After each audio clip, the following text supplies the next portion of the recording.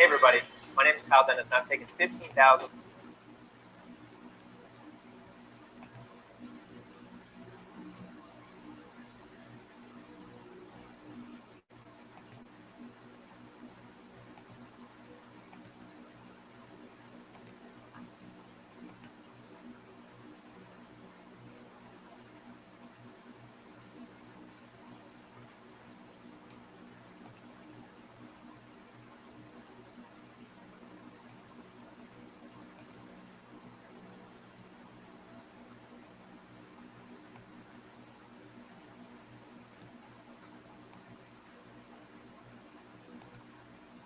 All right.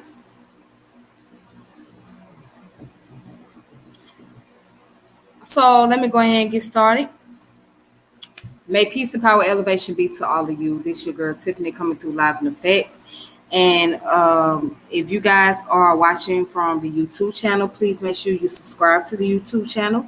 If you are watching, subscribe from YouTube and make sure you hit the notification bell. So that way I can continue to do more videos and get more views.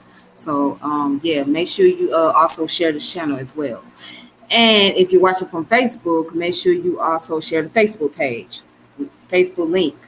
So tonight's or this late night topic, we're gonna continue with the conversation about consciousness. So the question is consciousness is an illusion? If it's an illusion, why is it considered to be that way? So the reason why the topic is consciousness an illusion is because there has been debates among scientists, right, regard to the state of consciousness. So some scientists believe that consciousness is not real, all right? And then there are those who believe that consciousness is, in fact, exist. So before we go there, I want to say peace to those who are watching once again. And then on top of that, I'm going to go ahead and get into the definition of what illusion is. So let's go ahead and get started on what illusion is. So what is an illusion?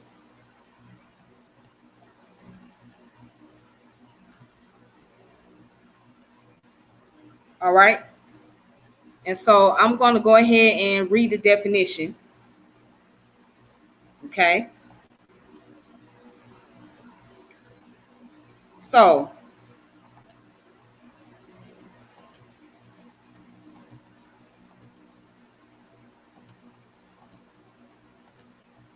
right, if you can see that. So according to Merriam-Webster.com dictionary, the definition of illusion. So you got several definitions. You got the first definition, which is a misleading image presented to the vision, right? Like optical illusion. Then you have something that deceives or misleads intellectually, right? And then you have a perception of something objectively existing in such a way as to cause misinterpretation of its actual nature. Then you got hallucination, a pattern compatible of reversible perspective. But what do we mean by illusion in this case? The state or fact of being intellectually deceived or misled. An instant of such deception, obsolete, the action of deceiving. So when we look up the word illusion, just think of the word illustrate. So if somebody illustrates something to you, right? What are they doing? If something being illustrated, that means something is being presented as a realistic, being drawn as a character, right? It can be a person, it can be a house, it could be anything. It could be something that's supposed to be like reflection of what someone perceives of an individual or an object. Okay, so when we deal with illusion is dealing with what perception, all right, or some type of creativity or some type of idea that is being put into existence or to appear as being reality. Okay, so that's what illusion dealing with. So in this case, when scientists argue that consciousness is an illusion, they believe that the concept of consciousness is deceptive and it's just an idea. It's not something that is proved to have existence. It's just an idea. So again, people take consciousness and look at it from a spiritual point of view. Some people look at it from a scientific point of view, and some people look at it from a social point of view. All right. But again, to get a better understanding, why is it an illusion? I mean, one may ask, well, how can consciousness be an illusion? If it's an illusion, then that means that you have some form of consciousness, right? And you bring in some form of awareness. Or are they trying to argue that, well, what we mean by there's no such thing as consciousness, there is just a such thing as existence. So it's just there. It's just here. So there's nothing conscious about it. It's just here. So that's what some people may argue, that it just exists, like you're just existing, like your brain just exists, or your physical body is just existence. It has no form of consciousness. It's just here. But then that becomes very confusing. Well, if it has no form of consciousness, then how are we able to think? How are we able to perceive? How are we able to question? How are we be able to sense what's going on around us if there is no consciousness? So what is matter? Can matter operate without consciousness? Well, let's look up what matter is. Let's look it up. Let's look up what matter is.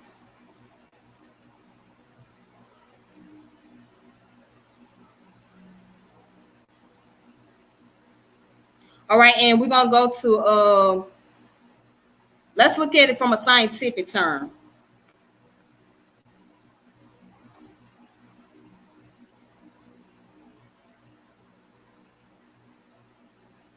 All right, so I'm going to look at www.livescience.com.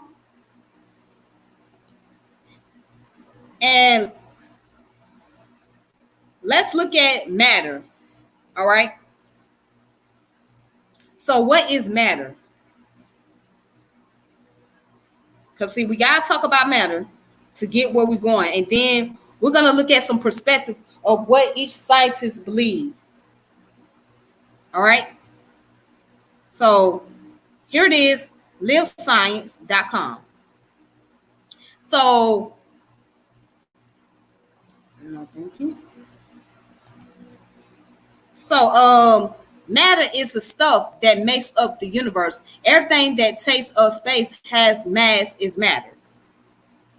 Okay, so all matter is made up of atoms, which are in turn made up of protons, neutrons, and electrons. Okay, check this out. Atoms come together to form molecules, which are the building blocks for all types of matter. According to Washington State University, both atoms and molecules are held together by a form of potential energy called chemical energy. Unlike kinetic energy, which is the energy of an object in motion, potential energy is the energy stored in an object. Now, let's look at the 5 phases of matter. There are 4 natural states of matters, right? Solid, liquid, gases, and plasma. The 5th state is the man-made Bose-Einstein condensate. So, We deal with the solid. Solid are particles that's packed tightly together so they don't move much, right? Okay. It has a definite shape as well as mass and volume and do not conform to shape of the container in which they are placed. Okay. So, and then, you deal with the liquid, the particles. The particles are more loosely packed than a solid and are able to flow around each other, right? Okay, so then you got gas. That's the particle have a great deal of space between them and have high kinetic energy. A gas have no definite shape or volume. It's unconfined. The particle of a gas will spread out indefinitely. It confined, the gas will expand to fill its container. Okay, so let's look at plasma. Plasma is not a common state of matter here on Earth, but it may be the most common state of matter in the universe. All right. Plasma consists of highly charged particles with extreme high kinetic energy, right? The noble gases, helium, neon, argon, krypton, xenon, and radium are used to make glowing signs by electricity to ionize them to the plasma state, right? Okay. And then you got the one that was created, Bose-Einstein condensate was created by scientists in 1995 using a combination of lasers and magnets, and scientists at Joint Institute for Laboratory Astrophysics. So, yeah. Okay. But getting back to the concept of matter. Matter is anything that's occupying space, right? So, now if consciousness is an illusion, how can there be matter? Can matter operate without consciousness? Can matter operate without consciousness?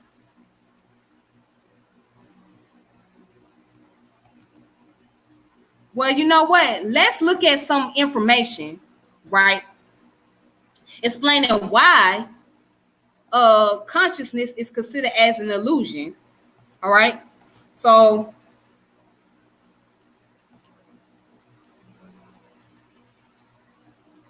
yeah, why do people believe that consciousness is an illusion?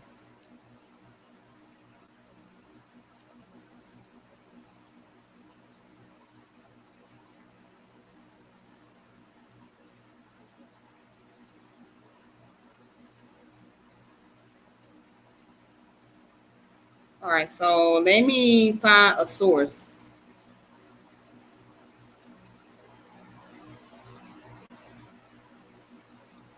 All right, so yeah.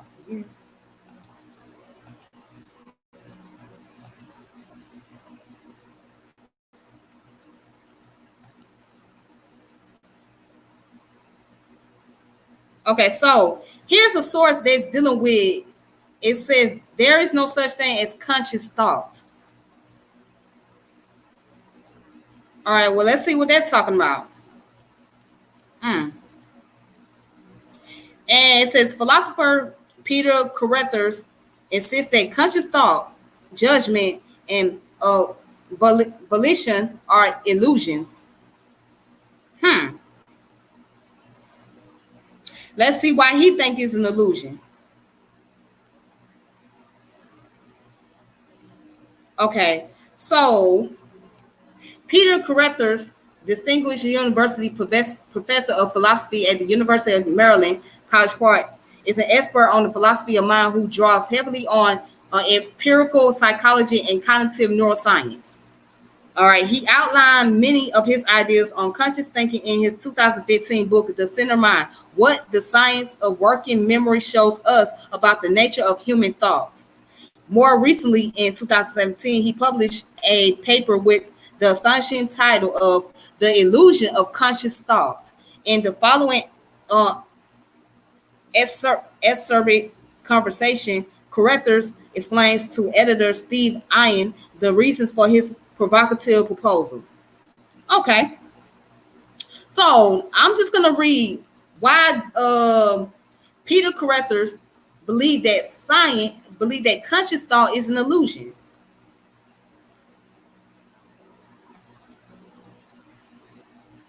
Okay, So this is what he had to say. He says, I believe the whole idea of conscious thought is an error. I came to the conclusion by following out the implication of two of the main theories of consciousness. The first is what is called the global workspace theory, which is associated with neuroscientists Stalatis Dehaney and Bernard Bars. Their theory states that to be considered conscious, a mental state must be among the contents of working memory, the user interface of our minds, and thereby they're available to other mental functions such as decision making and verbalization. Accordingly, conscious states are those that are globally broadcast, so to speak. The alternative view proposed by Michael Gurenzo, David Weisenthal, and others hold that conscious mental states are simply those that you know of, that you are directly aware of in a way that doesn't require you to interpret yourself. You do not have to read your own mind to know of them. Now, whichever view you adopt, it turns out that thoughts such as decision and judgment should not be considered to be conscious. They are accessible in working memory, nor are we directly aware of them. We merely have what I call the illusion of immediacy, the false impression that we know our thoughts directly. Mm. Okay, so where do I stand on that one? Now, sometimes we can be unaware of what we do as far as our behavior, our character. You know, somebody might notice that you do something repeatedly over and over and over again, but you may not be able to notice it until you call on to it and you're like, oh, wow, I actually am doing this over and over again. Right? That's one thing. Okay, let's look at it. To say that it's a false impression, a lot of times people are aware of what they do. People know what they're doing and they have premeditated thoughts. So if you have premeditated thoughts, that means you have some form of conscious of what you're going to do. Right? So if my thoughts are premeditated and I map things out, that means I am aware and I know what I'm doing.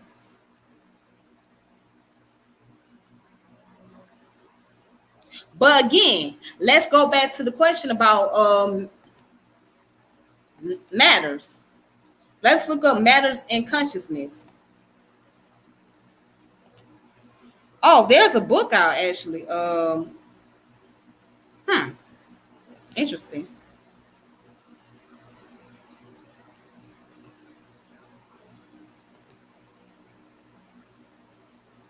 Okay. So there's a book called Matter and Consciousness. Peace, Melvin. How you doing? There's a book called Matter and Consciousness by Paul M. Churchland. That's pretty interesting. I never knew that. But let's go ahead and look into this. Oh,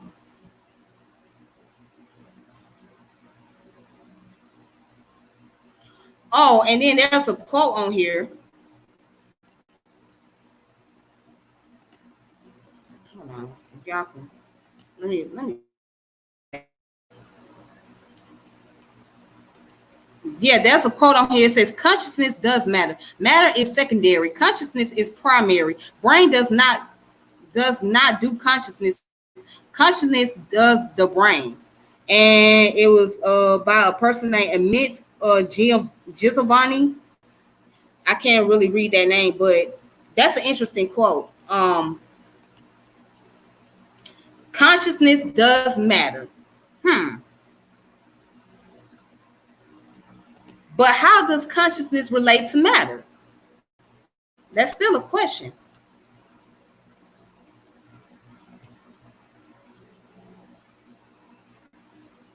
Okay, so let's look up.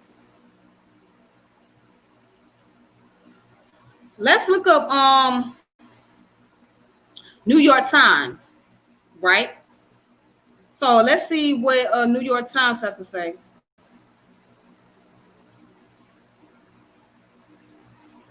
Okay, look, I ain't got time for that.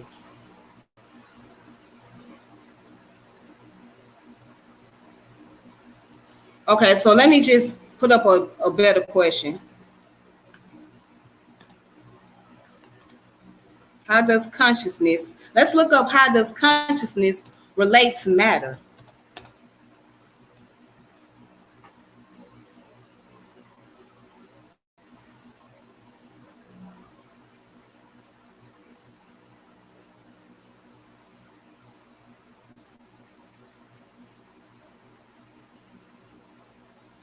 Okay, so this article was written in 2014. Hmm.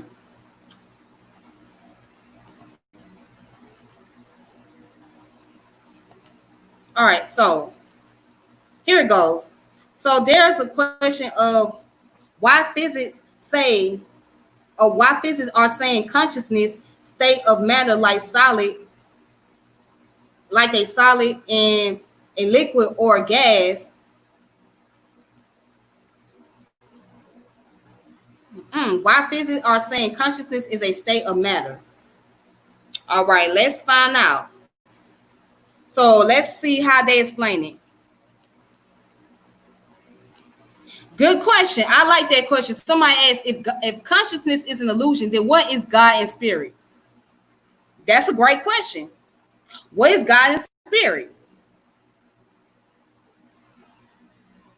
So you have to ask someone that believes in the God and that believes in the spirit. Like, I mean, like someone who are very religious. Ask them, if consciousness is an illusion, then what is God and spirit? Then God and spirit will be considered as an illusion, right? If consciousness is an illusion. Okay. So let's read what they're talking about over here.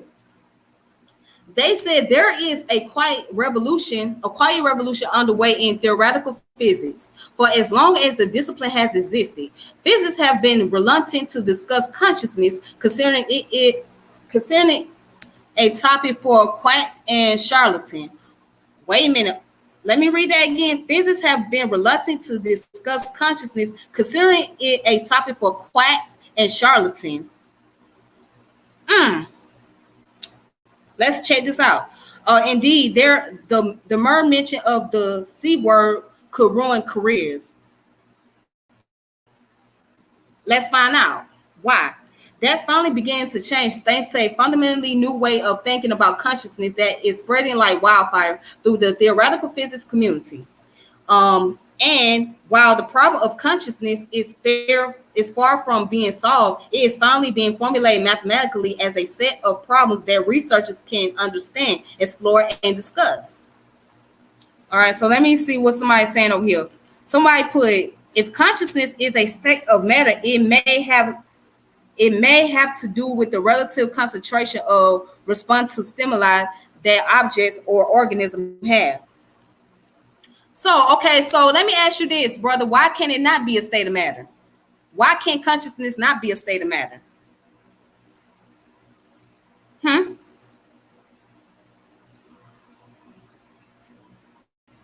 Why can't it not be a state of matter? So what is matter without consciousness? Let's ask that question. And so that's the question. But let me go ahead and continue to read this article right here.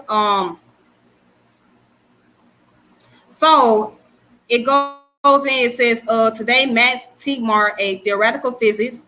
And for those who don't know what theoretical physics is, theoretical physics deals with like prediction of a phenomenon, right? So you got theoretical physics and you got applied physics. So applied physics is deal with an actual experiment, whereas theoretical physics is dealing with like prediction or you theorize something, mean that you're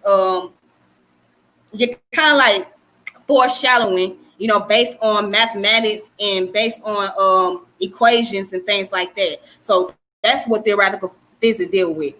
Okay. at the Massachusetts Institute of Technology in Cambridge, sets out the fundamental problems that this new wave of thinking raises. He shows how these problems can be formulated in terms of quantum mechanics. There go that quantum mechanics, quantum physics, and information theory.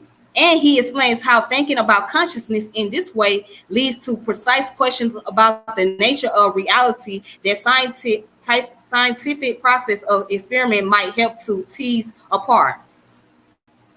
Okay. And someone put rocks can't expand. Hold on. I'm reading a comment. Somebody put rocks can expand, contract, or vibrate. Plants can slowly grow in direction conducive to its life. Animals, people, and some artificial intelligent robot can quickly walk away or travel from danger. Not always. That's not always the case. See, your last statement is false.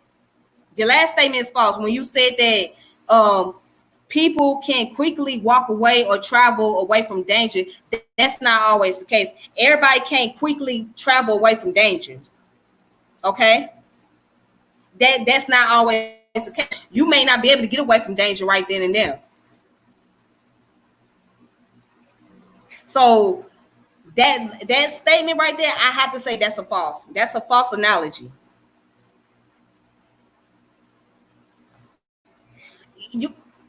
But then what's the chance of that object being moved out of danger right away? What's the chance? What's the probability?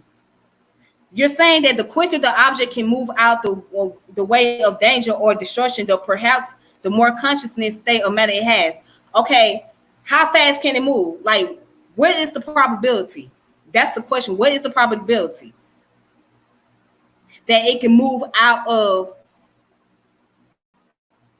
the way of destruction or danger? What's the probability? And that's the question I have to ask. What is the probability of a person or an object moving out of the destruction, out of danger?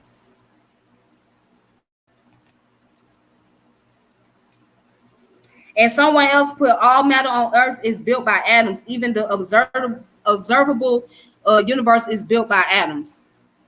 Okay, there's no denying that. I mean, we all know that. We all know that. Well, most of us who study science, we all know that the Earth is built by atoms. Yeah, but what I'm trying to get at is, will matter be a matter without consciousness? That's the question. Will matter be a matter without consciousness? Okay, we're not talking about rocks though. But see, rocks is more like concrete type. You know what I'm saying? So to compare rocks with humans and compare rocks with plants, plants would be more comparable to human than rocks.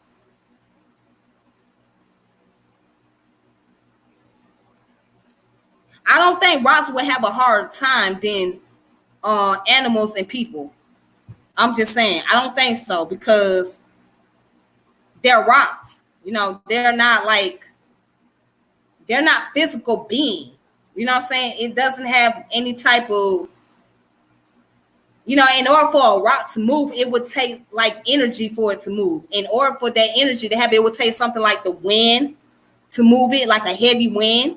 But outside there, a rock is just a rock. A plant is more of an organism. Why? Because it's a living thing. Now, it may not be like a human being, but it's a plant. So plant has life to it. You know what I'm saying? Rocks don't really have life to it. So that's the part that, that you kind of confused me right there, because rocks don't have life like plants and humans. Plants have life. Okay? Humans have life. Animals have life.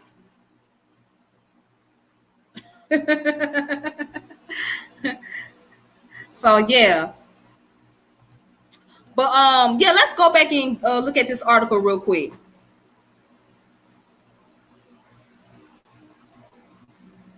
Um, okay, so it says that he goes on to show how the particular properties of consciousness might arise from physical laws that govern our universe.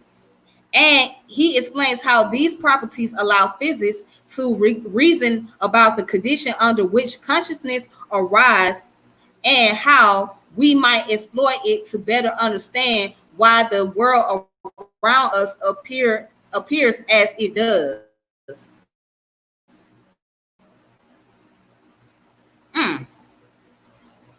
Okay. And interestingly, the new approach to consciousness have come from outside the physics community, principally from neuroscientists such as Gulilo Tononi at the University of Wisconsin in Madison. And in 2008, Tononi proposed that a system demonstrate consciousness must have two specific traits. First, the system must be able to store and process large amount of information. In other words, consciousness is essentially a phenomenon of information. I agree, it is. And second, this information must be integrated in a unified whole so that it is impossible to divide into independent parts. That reflects the experiment that each instance of consciousness is a unified whole that cannot be decomposed into separate components.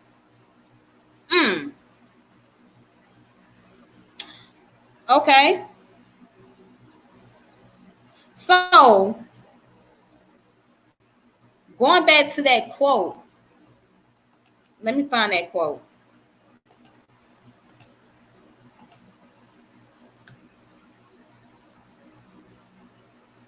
And I'm gonna get that book one day. I'm gonna get the book about consciousness and matter.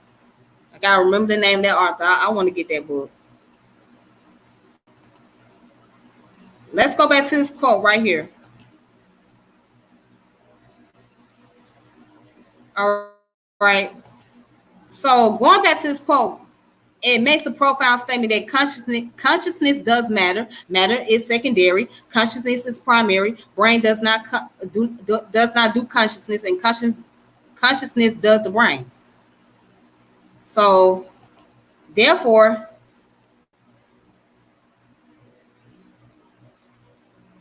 I'm not saying going back to your point, brother, I'm not saying that consciousness is an illusion. I'm not agreeing to that consciousness is an illusion, but it's a debatable argument. So what I'm going to do is, to get to the point, I'm going to play a little video clip, right? A few of them. It's not going to be that long. Okay. So one is going to be from TEDTalks.com. The one is going to be called The Illusion of Consciousness by Dan Dennett. And the other one is going to be called Is Consciousness an Illusion, which is coming from, which comes from the show called Closer to the Truth. So,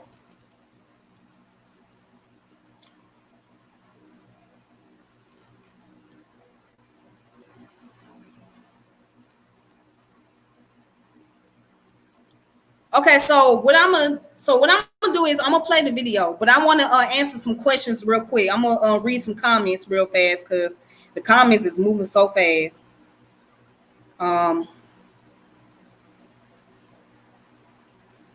Okay, I gotta get back to what the brother was saying. Somebody put, if y'all can see that, if consciousness is an illusion, why can't we see atoms? Also, why can't we observe different quantum states?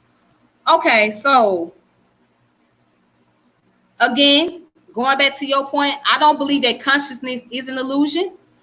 As far as atom is concerned, in order to see an atom, that would be more like you have to use some type of technical device, some type of advanced technology in order to see an atom, because we can't see atoms with our naked eye.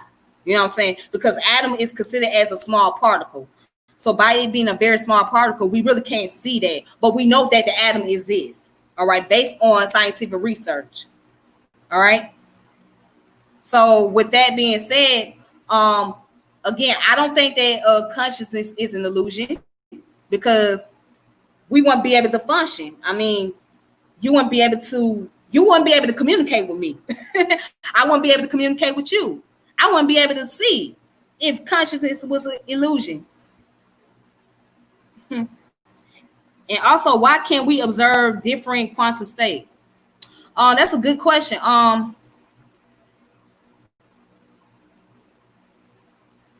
That's a good question, brother. Why can't we observe different quantum states? Well, you know what? I'm gonna go ahead and play this video, and we're about to find out the answer of why conscious is considered as illusion.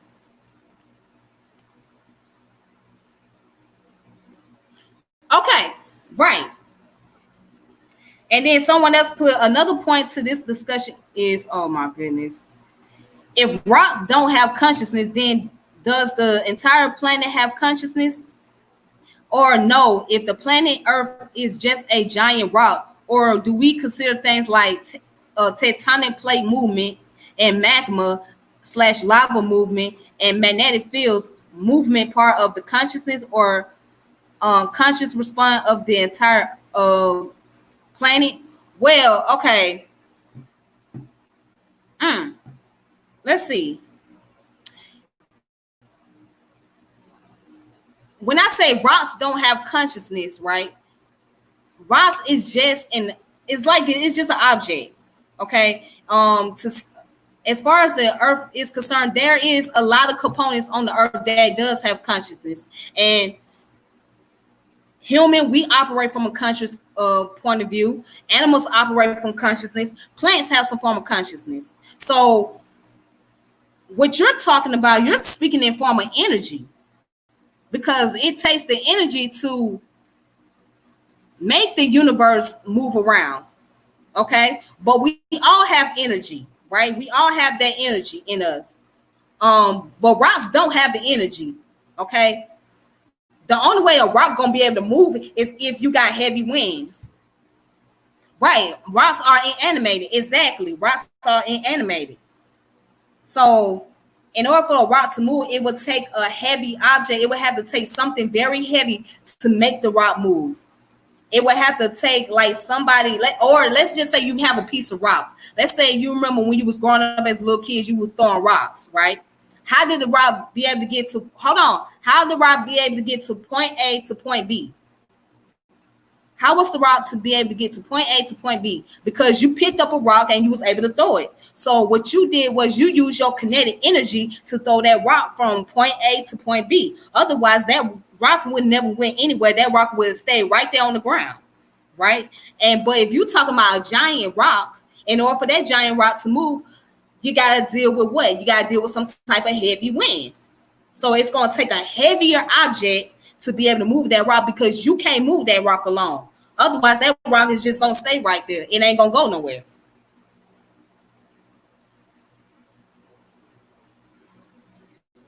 Okay, so it said to me, if we are going to say the planet Earth is conscious, then hold on. Then so is a rock or even pebbles, even though its response activity to its environment is low. Okay, well,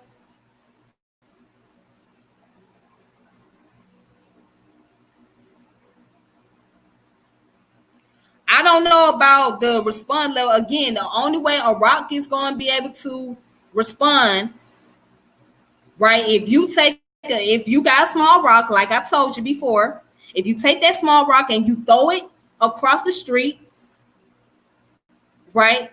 And you look at see how far it's gonna go. Hold on, Melvin. Let me answer the question. Calm down. Let me answer the question, because he asked something. Let me respond. All right. Getting back to what I was saying to you before, if you take that rock and you throw that rock across the street, and you're looking at how far that rock gonna go, right? It's you throwing that rock. It's not the rock itself moving.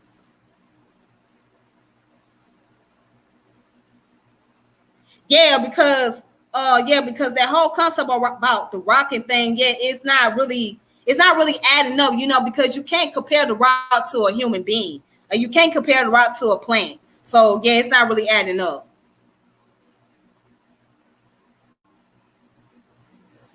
So but let me go ahead and play this video. All right. Okay, so let's get to the point. All right.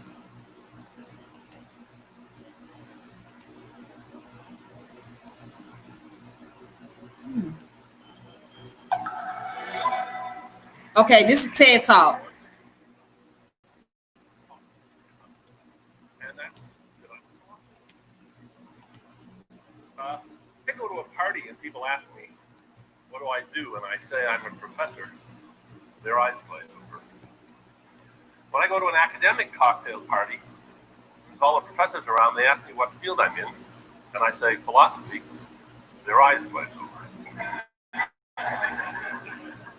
When I go to a philosopher's party, and they ask me what I work on, and I say consciousness, their eyes don't glaze over.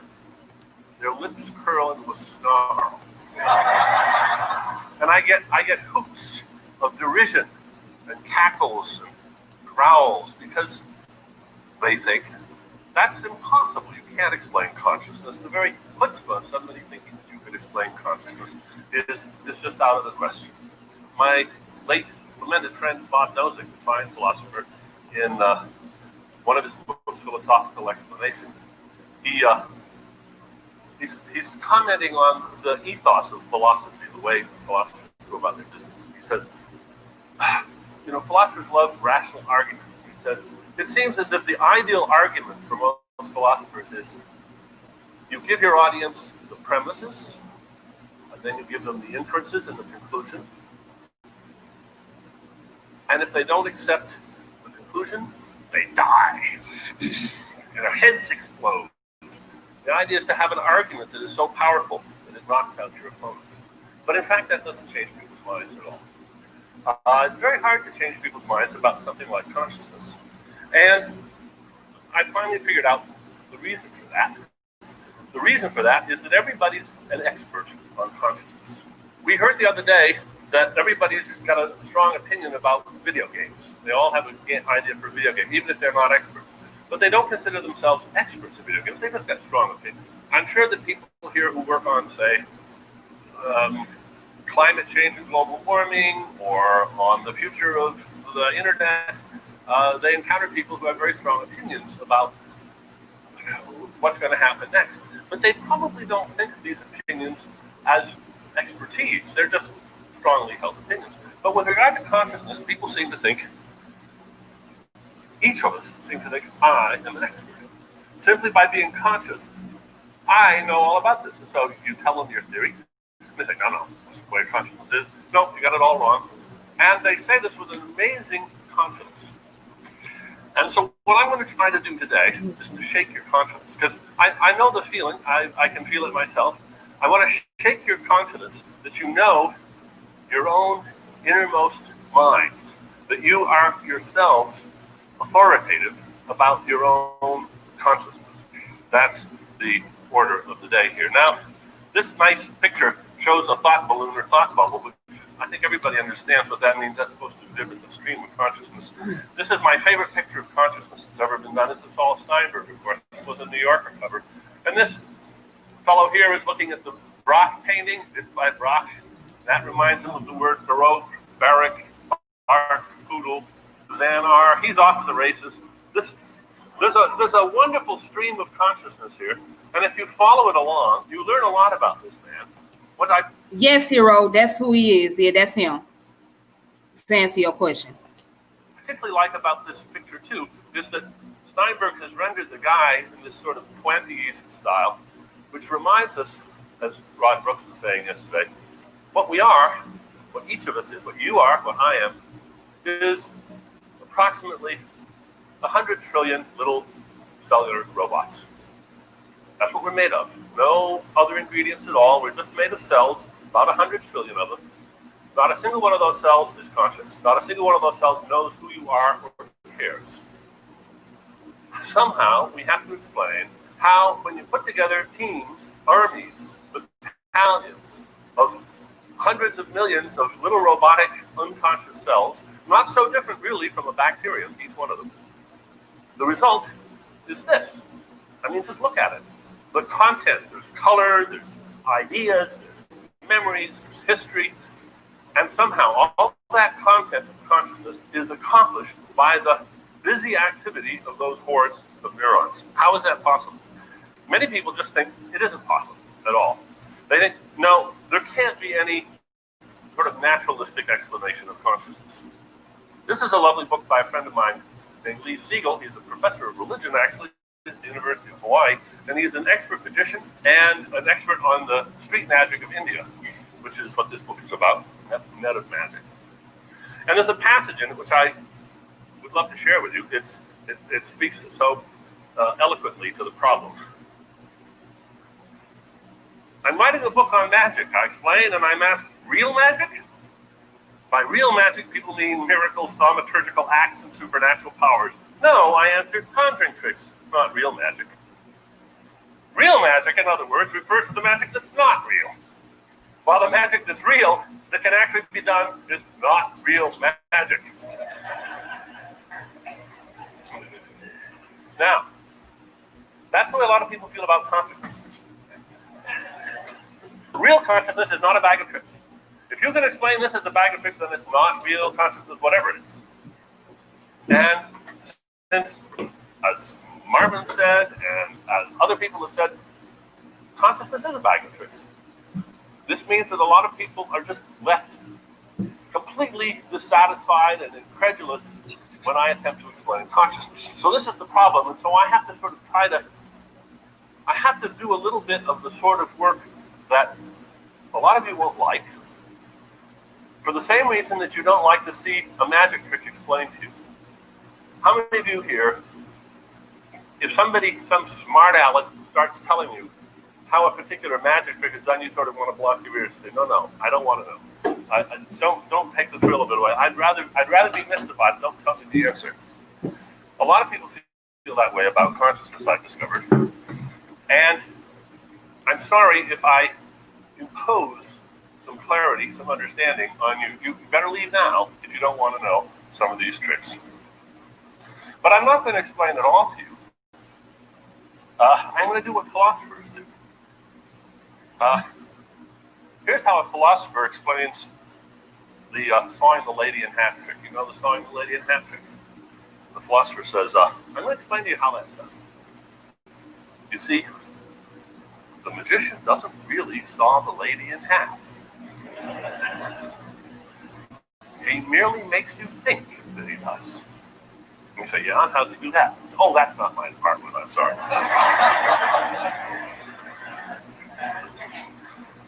So now I'm going to illustrate how philosophers explain consciousness, but I'm going to try to also show you that consciousness isn't quite as marvelous.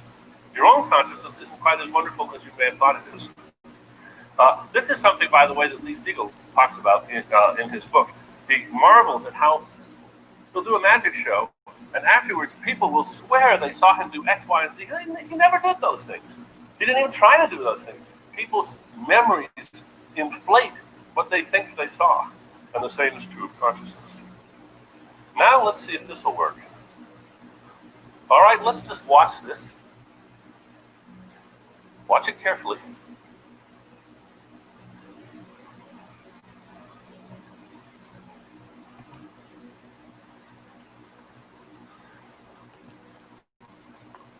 I'm working with a young computer animator, documentarian named Nick Deemer, and this is a little demo that he's done for me. Part of a larger project some of you may be interested in. We're looking for a backer. It's a feature-length documentary on consciousness. Okay, now you all saw what changed, right? How many of you noticed that every one of those squares changed color? Every one. I'll just show you by running it again. Even when you know that they're all going to change color, it's very hard to notice. You have to really concentrate to pick up any of the changes at all. Now, this is an example, one of many, of a phenomenon that's now being studied quite a bit. It's one that I predicted in the last page or two of my book, 1991 book, Consciousness Explained, where I said, if if you did experiments of this sort, you'd find that people were unable to pick up really large changes. I'll show you at this time. At the end, I'll show you the much more dramatic case. Now, how can it be that there's all those changes going on and that we're not aware of them? Well, earlier today, Jeff Hawkins mentioned the way your eye saccades, the way your eye moves around 3 or 4 times a second. He didn't mention the speed. Your eye is constantly in motion, moving around, looking at eyes, nose, elbows, looking at interesting things in the world. And where your eye isn't looking, you're remarkably impoverished in your vision. That's because the foveal part of your eye, which is the high resolution part, is only about the size of your thumbnail held at arm's length. That's the detailed part. All the rest of your vision, it doesn't seem that way, does it? It doesn't seem that way, but that's the way it is. You're getting in a lot less information than you think. Here's a completely different effect. This is a painting by Bellotto. It's in the museum in North Carolina. Bellotto was a student of Canaletto's, and I love paintings like that. The painting is actually about as big as it is right here. And I love Canaletto's because Canaletto has this fantastic detail, and you can get right up, really just get right up and see all the details on the painting. And I started across the hall in North Carolina because I thought it was probably a Canaletto and would have all that detail. And I noticed that the bridge there's a lot of people. You can just barely see them walking across the bridge. And I thought as I got closer, I would be able to see all the detail on those people, see their clothes and so forth. And as I got closer and closer, I actually screamed. I yelled out because when I got close, I found the detail wasn't there at all. It was just little artfully placed blobs of paint. And as I walked towards the picture, I was expecting detail that wasn't there. The artist had very cleverly suggested people and clothes and wagons and all sorts of things. Okay, so I'm gonna start right there. Because there are some things I noticed in this video. He's not really explaining why consciousness is an illusion. Because this is just me. As I'm watching the video and I'm thinking to myself, well, you're pretty much contradicting yourself. Because how can't you say, okay, especially, and I'm glad somebody brought a question up on here. Let me see, where's that gentleman at? What's the question at? Somebody put, if cells aren't conscious, then how do they know how to fight diseases in you, in our body, etc.? That's a great question, because he said something about the cells aren't conscious and doesn't know who you are, does not be aware. So if the cells does not know who you are, then how is it able to fight off any type of disease? How is it able to respond to things such as viruses and bacteria and stuff like that? How does it know what's going on inside of you better than you know what's going on inside you? How does it be able to convey a message to you if it's not conscious? So to me, it's a lot of contradiction going on.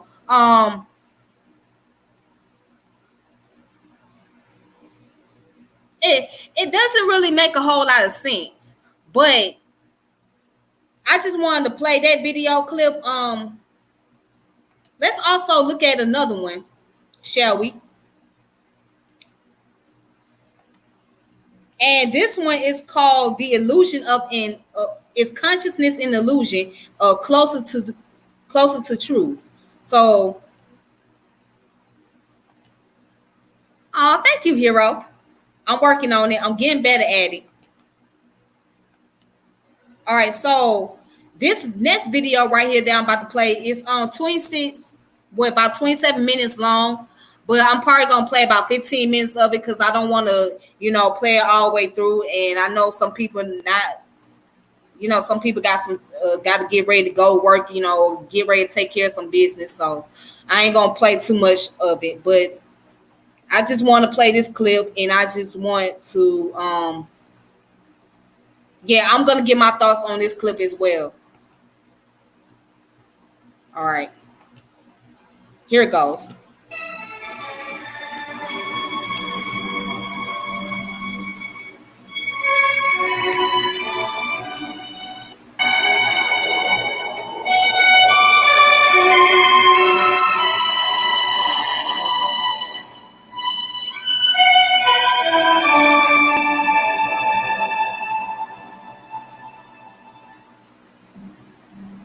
I think a lot about consciousness.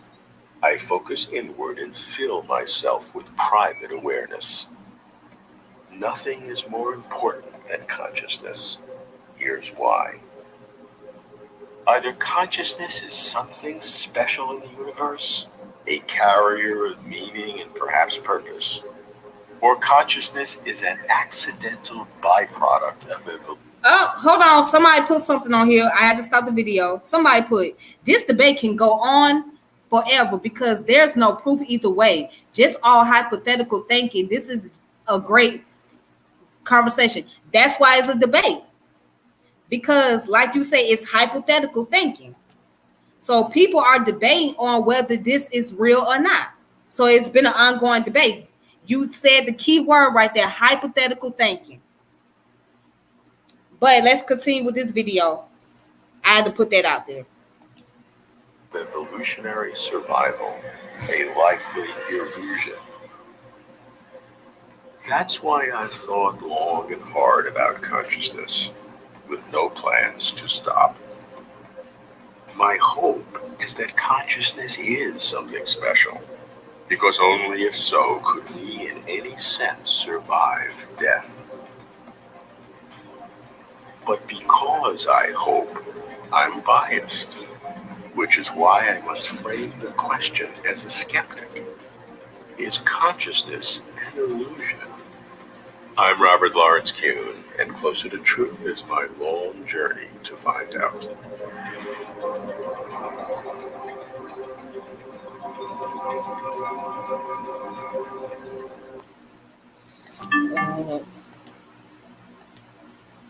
Playing them stupid ads.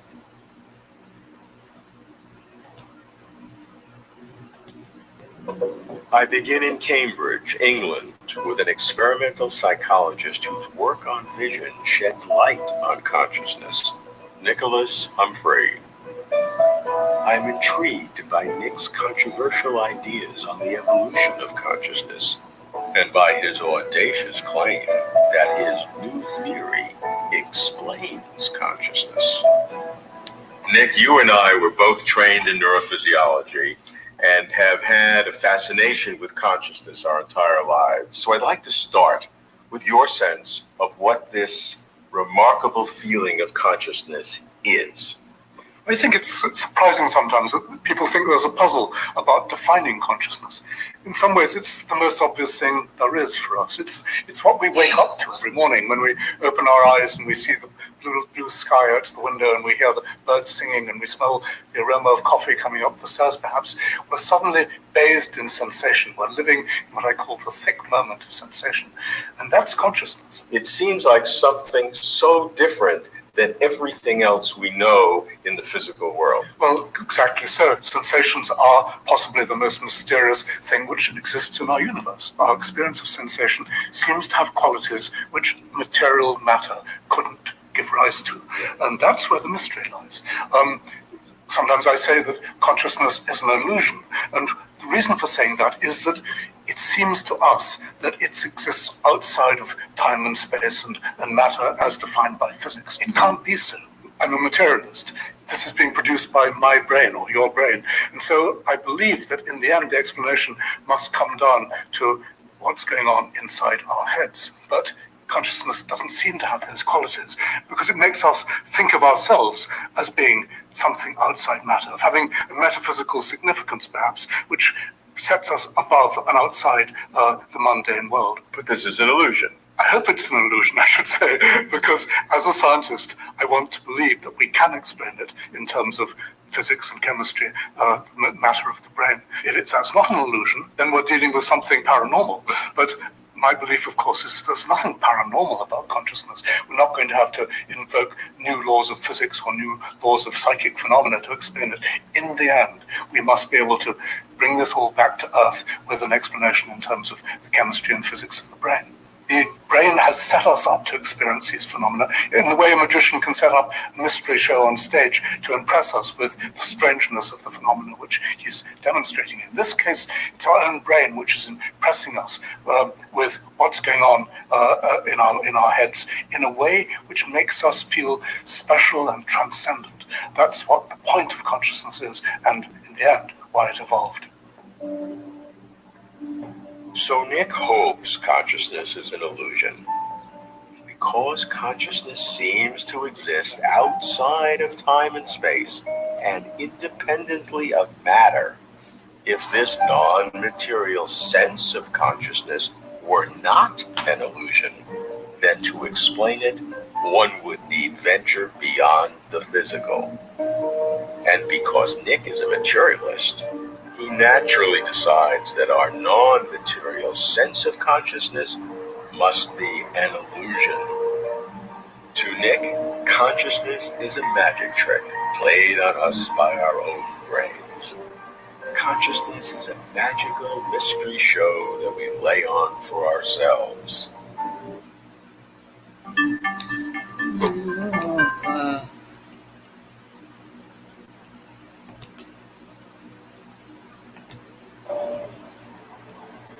But why the magic show?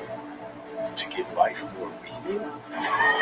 More to enjoy, more to fight for, more to stay alive for? Which is why, I suppose Nick says, consciousness evolved. It's a neat story, but still, at best, Nick explains the fact of consciousness, not the feeling. The why, not the how. Are there other facets of our mental life that may be illusions? I go to London to pursue mental deceptions with the author of The Ego Trick, philosopher Julian Baggini. Consciousness isn't an illusion. I mean, clearly there's awareness of the world. What's an illusion is the idea that within each of us is this unitary, fixed, constant self, that there is in each of us a kind of core of being, a single entity which is the same and persists through time. I think that's an illusion, because actually when you look at it, and you look at it from the point of view of introspection, or you look at it through neuroscience, or you look at it through meditation, which Buddhism does, you find that actually there's just an arrangement, a collection of thoughts, feelings, memories, and so forth.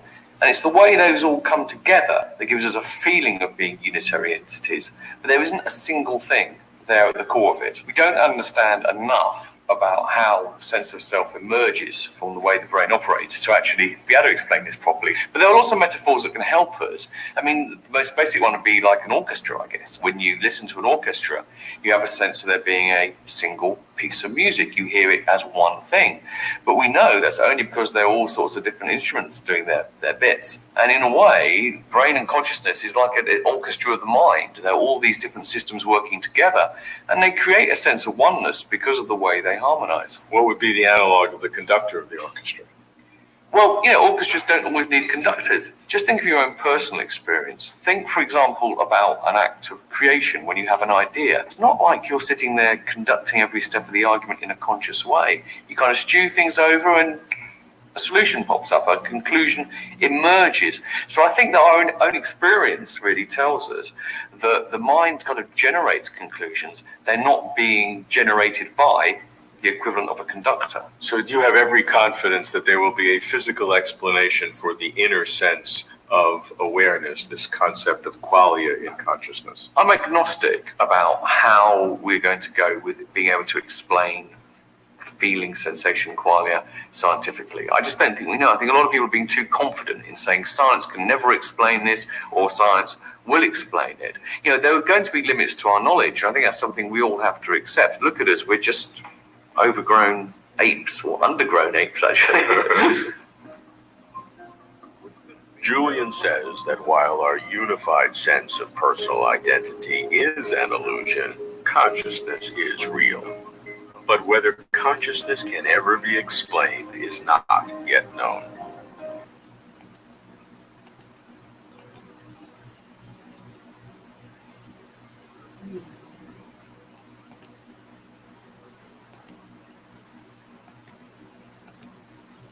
How about that? Okay. Fair enough. We have much more to learn about the brain. But an argument that appeals to limits of knowledge is hard to refute. I I do not like limits of knowledge arguments. We are either way too early or way too smart. And I shall not retreat from the battle to explain consciousness. Perhaps a new perspective on consciousness can help. I go to Boston to visit a mind-body philosopher and a novelist who works her ideas through the mental lives of her fictional characters. Rebecca Neuberger Goldstein. Rebecca, when I start focusing on consciousness, I see a dramatic bifurcation of my friends. Many of them are brain scientists, and they say that what we imagine consciousness to be is really an illusion. As a novelist, I spend so much of my life trying to imagine what it's like to be other people and what the world seems like from their point of view. And I can't for the life of me imagine holding that point of view. I mean, and a lot of times in the history, in our progress, we've eliminated certain things that we believed existed. I mean, people used to believe witches existed and, milk going sour and babies dying for no reason, but, would explain by that cackling little old lady living in the hut. And then, of course, we find another explanation that eliminates any reference to the witch. We understand about germs and fermentation. We understand about instant death syndrome in babies and whatever. I try to imagine what it would be like to have an explanation in terms of neurophysiology or whatever the most advanced science we have at that time is. It only seemed to us that we were conscious. It's seeming to us that we are conscious is a description of a conscious state. I could understand that maybe we can get a description down at the physical level, which is so refined that we have a one-to-one correspondence between every conscious state and every physical state, so that by giving the physical state description, we say, oh, yes, you're saying that you're nervous. You're saying that you're, you're longing for your husband, or we would know that there was this correlation. But that to get a description that would say, no, it only seems to you that you're longing for your husband. You're not. The physics is what's going on. I don't understand. People used to think that he was caloric fluid or that fire was phlogiston. Those things were eliminated. They don't exist. It's not that we've shown what they consist in. They have no explanatory use whatsoever, and they simply have been eliminated. And one big difference between consciousness or knowledge of consciousness and phlogiston and caloric fluid is those things, when we thought that they existed because they were inferred to explain something. We don't infer consciousness to explain. I mean, it does explain things, but that's not why we know that consciousness exists. We know it exists. It's so intimately, as Descartes said, there's nothing more that I know than my own mind. Okay, so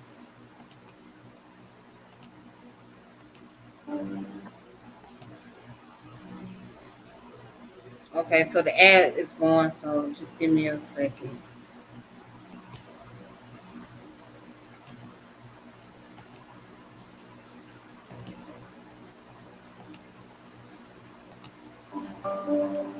To Rebecca, nothing is more real than consciousness. It characterizes her philosophy and enriches her novels. But then, what follows? How to make progress? Because real is one thing, explanation quite another. In fact, the more consciousness is real, the more difficult it is to explain. So I turn in the opposite direction. I seek a rare philosopher who believes that consciousness is so real that it's a building block of reality. In Oxford, I speak with the British philosopher of mind, Galen Strawson. Galen, what is consciousness? Is it an illusion? No, it's not an illusion, and it's actually provably not an illusion. If there seems to be experience of violins and golden sunlight, that just is there being experience of golden sunlight and violins. If this is a place where you can't open up the is-seems gap, So I can, for any object, I can say, look, it seems to me that I'm sitting in front of you, but I might be dreaming. You might not really be there. But if you try to say, it seems to me that I'm seeing someone who looks just like you, or it seems to me that I'm in front of a red wall, but even the seeming is an illusion. That would be saying, it seems to seem. But what would that be like? That would be the same as seeming. So you can never get rid of it. You cannot get away from the seeming, and the seeming just is what most people mean by consciousness. The claim is that there are different brain systems that are competing together that have no relationship together except that we bring an artificial unity. I don't mind what story they tell about how it's produced in the brain. I mean, I know that it's extremely complicated. What we know is that the end product is there. So whatever the true story, the true neurophysiological story about how it's caused to arise, there isn't going to be an argument from saying, look, it arises in this incredibly complicated way, integrating independent systems, therefore it's not really real. There's just no argument there. We know that it's real. So how would you then classify consciousness? I've invented a verb, which is called to looking glass, a word. So a lot of people have looking glass the word consciousness, where I define that as you use it in such a way that whatever you mean by it, it excludes what the word actually means. What is your definition? Yeah, I think we just don't need to get very complicated. We just stay with colors, sights, sounds, tastes, and smells, and bodily feelings, including pain. And that's enough. It's all those things of which we say in this famous phrase that there is something it's like to have them, something it's like subjectively or qualitatively or experientially to feel them. How important is consciousness for our understanding of what reality is all about? Well, I'm inclined to go all the way. I'd say consciousness is the most certainly known fact. All our fundamental data is a matter of conscious experiences. So absolutely fundamental to science. I have no doubt that all our conscious experience is just a matter of brain processes going on. But I wish I could bet 1,000 years into the future. I bet that we will never explain that. So strongly does Galen believe in the profound uniqueness of consciousness, going all the way with consciousness, he says, that he makes the radical move to put feeling at the bottom of things, such that all matter has or is a kind of experience. This means that consciousness would be fundamental. It would not depend on anything else. It would not emerge through evolution. Consciousness would sit at the foundations of the world. That assumes. Okay, so you guys saw that video. There's people that had different perspective. There are those who, there was one person that felt that consciousness is not real at all, it's an illusion. And then there's another person that felt like consciousness is real to an extent, right? But there is some illusion. And then there's another person that feels like there's nothing more real than consciousness. And there's a person who, the last person that we just played, they're more like consciousness is at the absolute. So where I stand on this, again, I do believe that consciousness, in fact, is real. But I also believe that it can be subjective and objective. I believe that consciousness can be subjective and objective. Let me tell you why. Let me explain why. All right. Let's take a look at optical illusion for a moment, right? So that one part of your brain, right, or that one part of your mind might think that that image that you're looking at, you know what, as a matter of fact, let's show a picture real fast that kind of helps guide me into where I'm going with this. All right, let's do optical illusion. All right, now the most one that gets everybody is the one about the lady.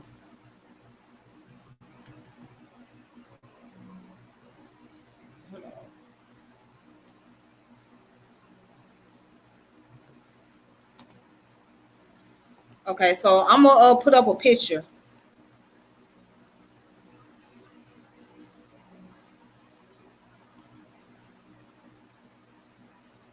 Okay, so I'm trying to find a good image to show you why I say it's subjective and it could be objective at the same time.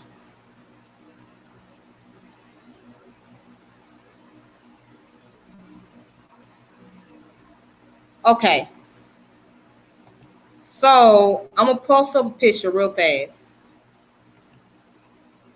right? So now, let's take a picture. Let's take a look at this image. All right, so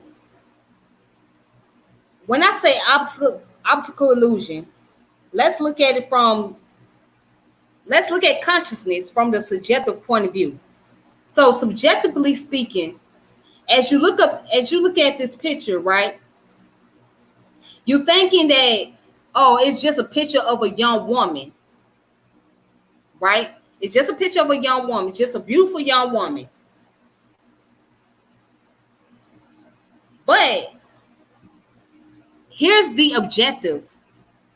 The objective is there's 3 images. Because if you look at the image, right, the first image, it looks like a woman. All right, as you can see, from a subjective point of view, you can see her nose, you can see her ear, you can see her hair, and you can see her nose. Well, no, her chin, on my bad, and then you can see the little necklace that she's wearing, right? But if you look at it from objectively speaking, that picture is a older woman. Cause see, you can see her eyes, right? And you can see what looks like her hair. And then you can see that hat that she's wearing. You can see her lip, her chin, and her nose. Okay. So then that's the objective. And then here's another objective right here. You can see another older lady, right? Another eyes, another nose will appear like to be the mouth or whatever. As you can see, if you can kind of see that, you see the nose and you can see the mouth right here. So the point is that, our minds could perceive things one way, right? So you're picturing something in your mind, and as you picturing in your mind, right, you having some type of vision, that brings some sense of awareness, that brings some sense of consciousness, right? Right, so you've seen it from a subjective point of view. Like, again, you can look at an object and you can perceive that object as one way, right? But then when it comes down to the reality, that object is not what you thought it was. So that's when the consciousness kick in. So that's when you are very objective with your conscious, because you see the physicality of things and you see it for just exactly for what it is. And another reason why I think that consciousness is very real, because you're dealing with different form of thinking. You deal with the lateral thinking and you deal with linear thinking, right? So what do I mean by lateral and linear thinking? Okay, let's look at lateral.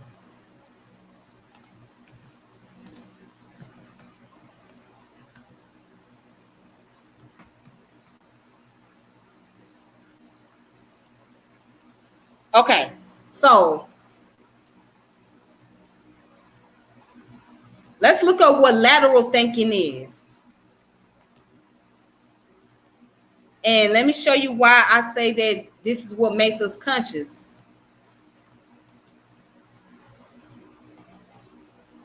All right, so lateral thinking. Lateral thinking is a manner of solving problems using an indirect and creative approach via reasoning that is not immediately obvious. It involves ideas that may not be attainable using only traditional step-by-step logic.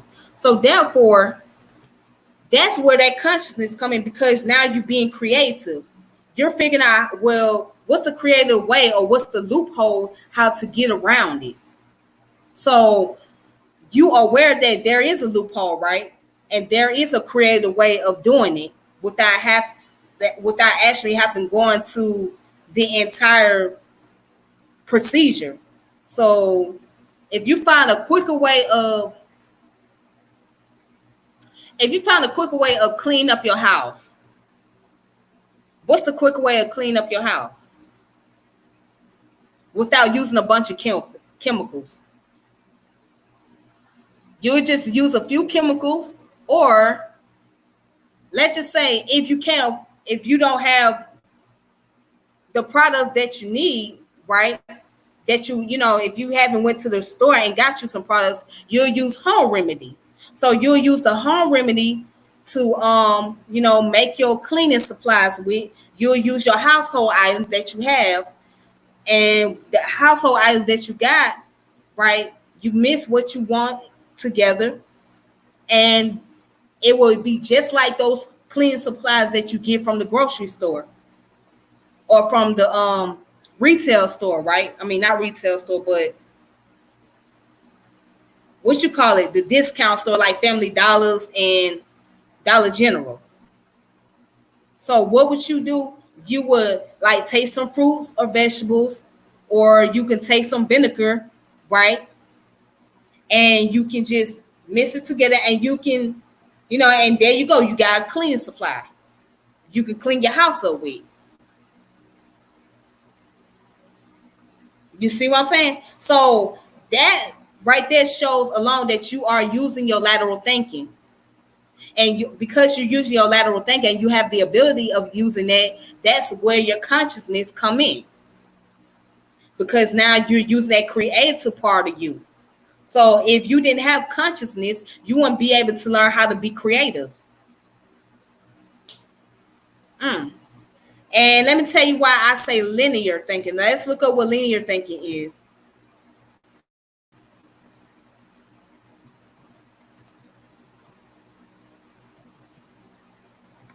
Okay, let's look at linear thinking.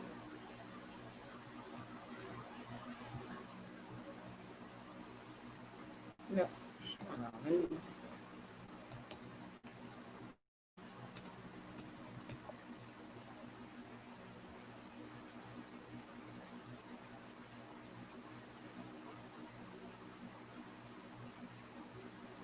Or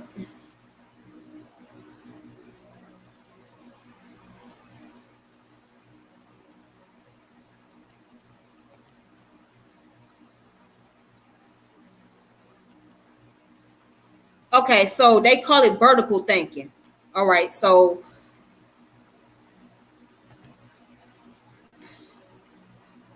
let's look up what the vertical thinking is. So vertical thinking is a type of approach to problems that usually involves one being selective, analytical, and sequential. It could be said that it is the opposite of lateral thinking. Unlike lateral thinking that involves using adding intuition, risk-taking, and imagination through unconscious and subconscious process, vertical thinking consists of using more of a conscious approach via rational assessment in order to take in information or make decisions. This type of thinking encourages individuals to employ a sequential approach to solving problems where a creative and multi-directional response are seen as imputing. Vertical thinkers prefer to rely on external data facts in order avoid failure or counterfactual thinking. All right, so in this case, vertical thinking, right, deal with the objective. So you dealing with things for what they are. You're doing it step by step, right? You're not looking for a loophole. You're not looking for the easy route. You know what I'm saying? You're doing it just so you're making sure that you're following through and doing things like you're supposed to. So going back to the creative way of cleaning your household, right? So the creative way of cleaning your house, the vertical thinking when it comes to the supplies that you need to clean your house, or what would you do? You're going to go to the grocery store, or you're going to go to the discount store and get those clean supplies that is necessary, that is needed for you to clean your house. So you're going to get you some pine sol, right? You're going to get you some bleach. You're going to get this detergent. You're going to get those things so that way you can be able to properly clean your house. Or you might get you some spray to clean off the mildew. If you have mildew, you don't get the proper material that is needed. So by you knowing to get the proper material and you following those directions on the to learn how to use those materials, that's vertical thinking. So therefore, you're using that form of consciousness, but you're using consciousness on the objective level, right? Versus when you're doing home remedy, you use the consciousness on the subjective level of thinking. So you're doing it on the lateral level. So again, consciousness can deal with it subjectively and objectively. Subjectively, you're using home remedy. Objectively, you're using brand chemical products, right? So anyways, with that being said, I'm glad that you guys watched this video. So I'm getting ready to log off of here. Thank you guys for tuning in. I hope that I was able to make sense with my argument, and I hope that you guys enjoy this. So if you are watching from the YouTube channel, make sure you share and subscribe to that channel. If you are watching from Facebook, please make sure you share this video content. Let me see what somebody say. Yes, the waking consciousness is considered an illusion. The superconscious is considered reality. Okay, so before I end, the question is, what is waking a consciousness and what is super consciousness? So when you say waking a consciousness, what do you mean? When you say super consciousness, what do you mean? So how are they alike and how are they different? How is waking consciousness alike or similar to super consciousness, and how is it different from each other?